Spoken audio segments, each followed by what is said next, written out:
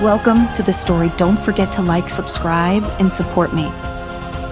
The sky over the battlefield was a sickly shade of red, thick with a stench of sulfur and the unmistakable scent of blood. Smoke curled into the heavens from the craters and ravaged land that stretched as far as the eye could see. Corpses littered the earth, human and demon alike, their lifeless bodies mingling in the dust as if even death couldn't separate them. President Arthur stood on a rise, watching it all. His armor, once gleaming silver, was now dulled and smeared with ash and blood, the crimson of the Holy Knight's banner draped around his shoulders like a shroud. His face, lined with the weight of leadership and the knowledge of what lay ahead, was set in grim determination. He clenched his fists at his side, his mind a storm of thoughts and emotions. In front of him, beyond the shifting ranks of demons, the demon gate stood tall and terribly a rip in the very fabric of reality. Through its dark maw, more demons surged into the world,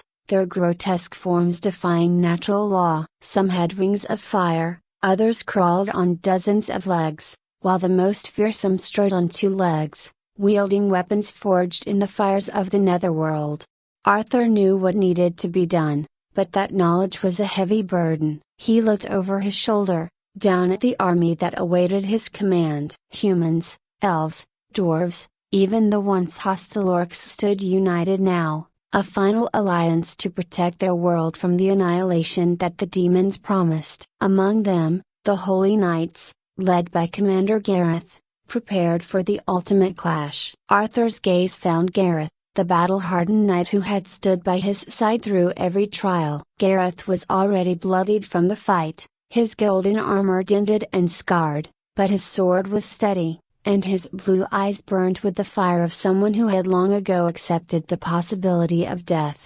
"Are you ready?" Gareth's voice was rough, but there was a note of concern beneath it that he couldn't hide. Arthur nodded, though his heart ached. "We all knew this day would come. I just didn't expect it to look like this." He exhaled, his breath clouding in the chill of the approaching dusk. "I'm ready." The wind howled across the battlefield, carrying with it the distant roars of demons and the clash of steel. A great weight pressed on Arthur's chest, but it wasn't fear of death, it was the knowledge of what he had to do. Sacrifices had been made, but none like the one he was about to offer. Arthur looked up at the darkening sky, where the first stars blinked into view. The sacred flame within him burned faintly, a warmth that had comforted him since he first took the mantle of leadership. It was more than just a symbol of the Holy Knights, it was an ancient power, passed down through generations, tied to the very soul of humanity.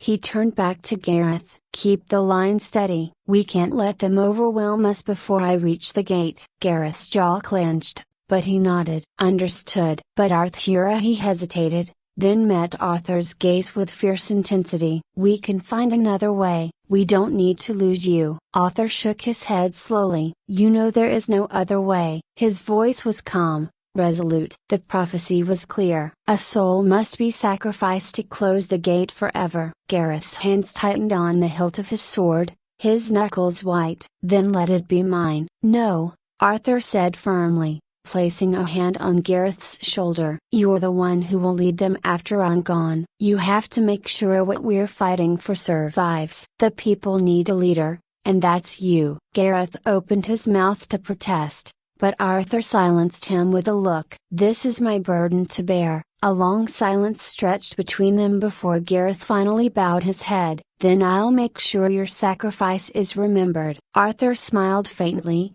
a sadness in his eyes. "That's all I ask." A horn blared from the front lines, cutting through the moment like a knife. The demon forces were moving again, their black armored bodies surging forward with unnatural speed. The ground trembled beneath their onslaught, and the soldiers of the Alliance tightened their grips on their weapons, preparing for the storm.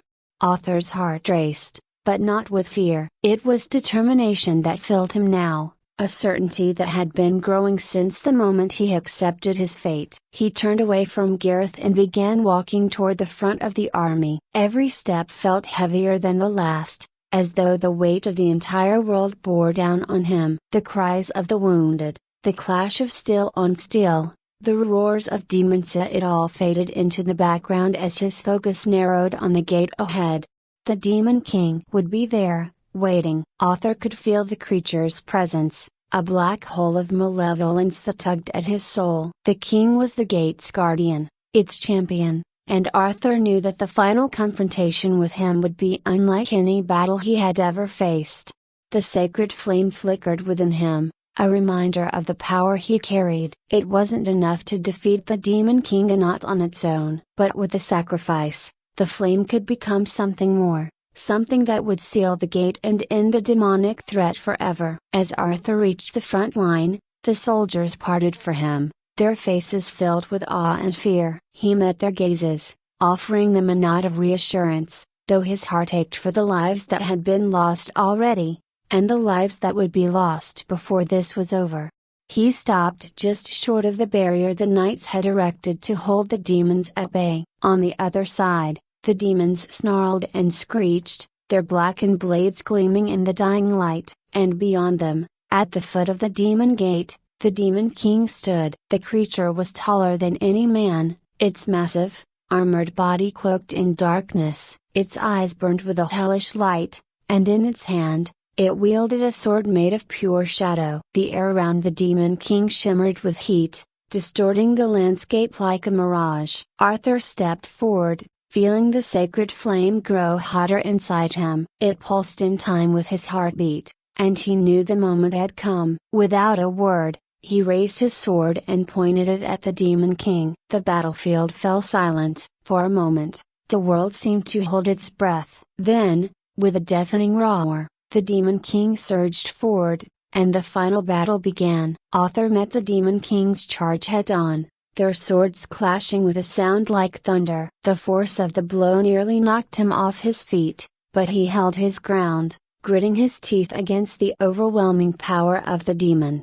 The Demon King laughed, a low, guttural sound that sent chills down Arthur's spine. "You are nothing, human. This world will burn, and you with it." Arthur's grip tightened on his sword. "Not while I'm still standing." The Demon King swung again, faster than Arthur could react. The blade of shadow slashed across his armor, tearing through metal and flesh. Pain exploded in Arthur's side, but he didn't falter. He swung back, driving his sword into the demon's chest with all his strength. The demon staggered, but only for a moment. It snarled and lashed out with a clawed hand, catching Arthur across the face and sending him sprawling to the ground. Blood filled Arthur's mouth, and his vision blurred, but he forced himself to his feet. The sacred flame blazed within him, giving him strength. He could feel it growing, filling him with a power that wasn't his own. "This is it," he thought. "This is the moment." Arthur raised his sword again,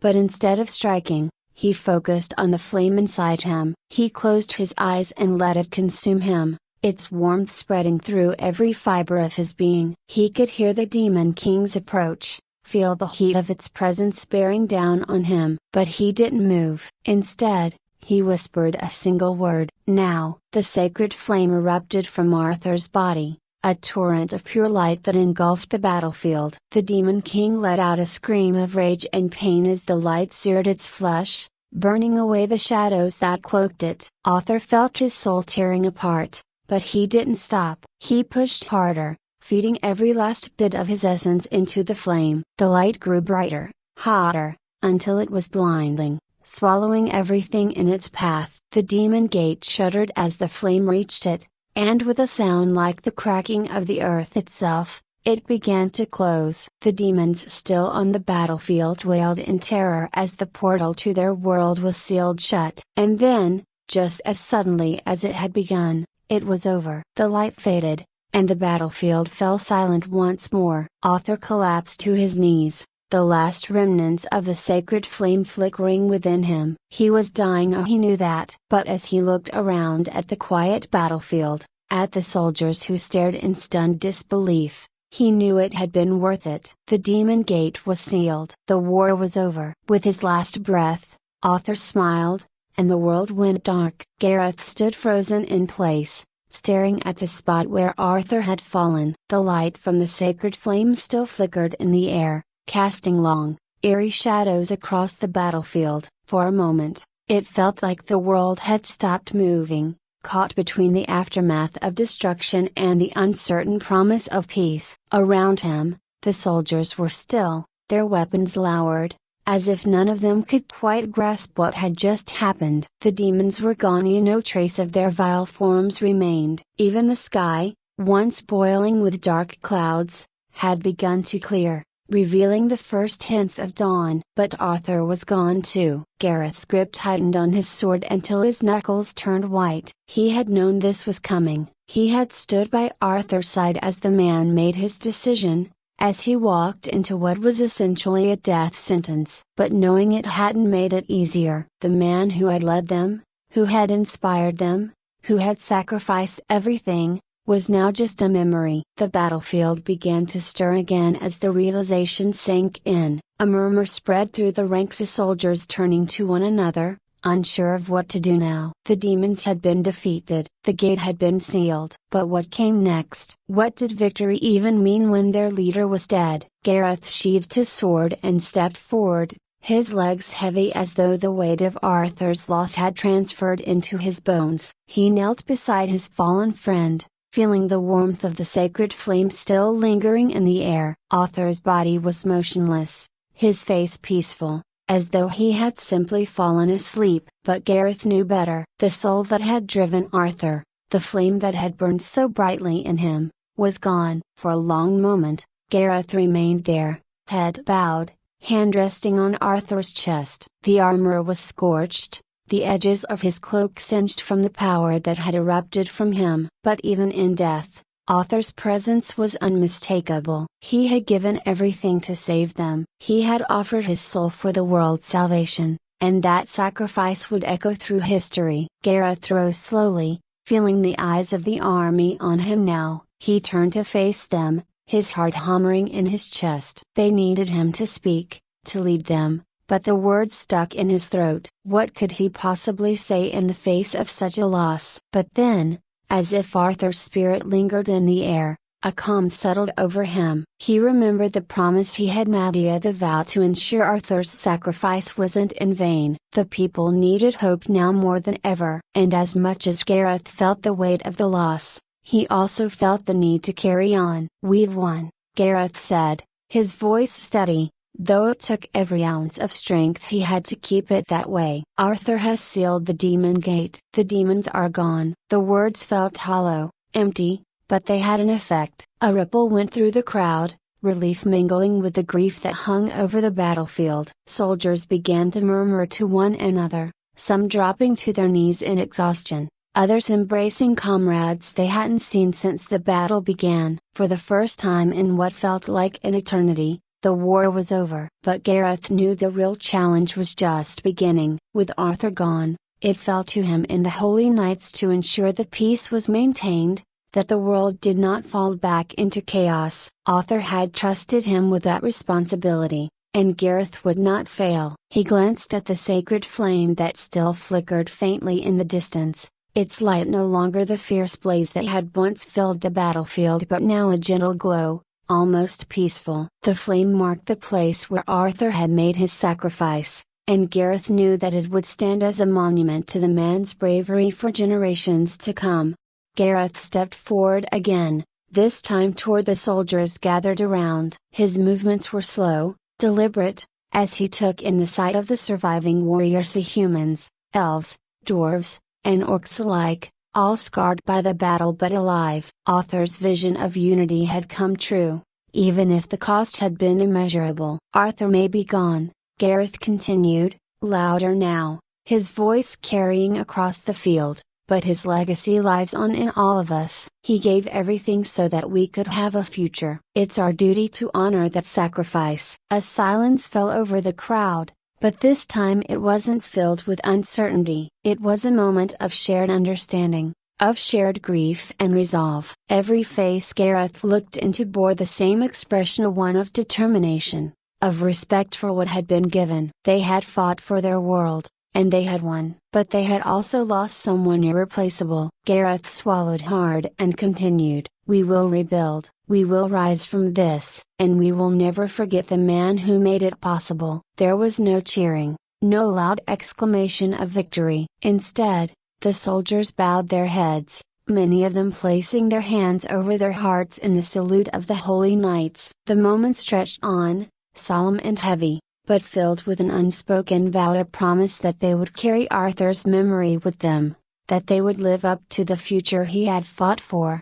As the sun finally broke over the horizon, casting its golden light across the battlefield, Gareth felt a strange sense of peace wash over him. The war was over. The demons were gone, and though the world had changed irrevocably, there was hope. He turned back to where Arthur's body lay, and with the help of a few knights, they lifted him carefully. The weight of their leader's body seemed lighter than Gareth had expected, as though the burden of leadership had left with Arthur's soul. They carried him to a place of honor, near the sacred flame that now burned brighter with each passing moment. Gareth knew that the flame would never go out. It would be a symbol for all who had fought, a reminder of the price that had been paid for their survival. And though Gareth felt the hollow ache of loss deep within him, he also felt the flame's warmth spreading through him. It was a part of Arthur now, and in a way, it was a part of him too. The days that followed were filled with both mourning and rebuilding.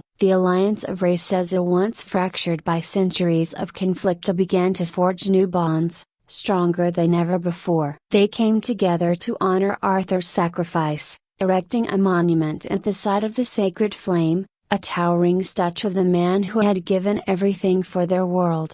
Gareth took up his mantle as the new leader of the Holy Knights. Though it was a role he had never sought, he led with strength and wisdom, always remembering the lessons Arthur had taught him. And in the years that followed, the world began to heal. Humanity, once a fractured and divided people, became the unifying force that guided the future of the continent. The Holy Knights, with Gareth at their head, took their place as the protectors of peace, ensuring that the darkness never returned. And though the memory of the war still haunted them, it also served as a reminder of the strength that lay within unity. As for Arthur, his name became legend. Songs were sung of his sacrifice, stories passed down through generations of the man who had saved the world. Pilgrims traveled from every corner of the continent to see the sacred flame, to stand in the place where Arthur had made his final stand. Gareth would often visit the flame in the quiet moments,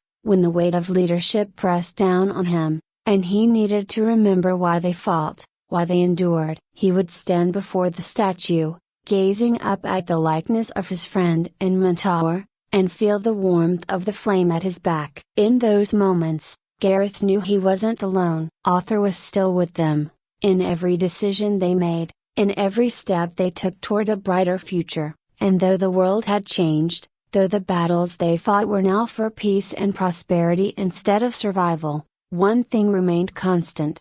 The flame of hope, born of Arthur's sacrifice, would never die.